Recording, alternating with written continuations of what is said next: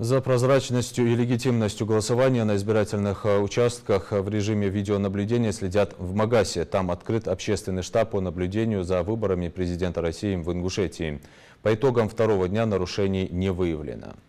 Мы видим по видеонаблюдению, что очень большая явка. Я уверена, что результат Ингушетия даст очень хороший. Я благодарна каждому, кто сегодня пришел на участок, и уверена, что кто не успел, тот обязательно выполнит свой гражданский долг.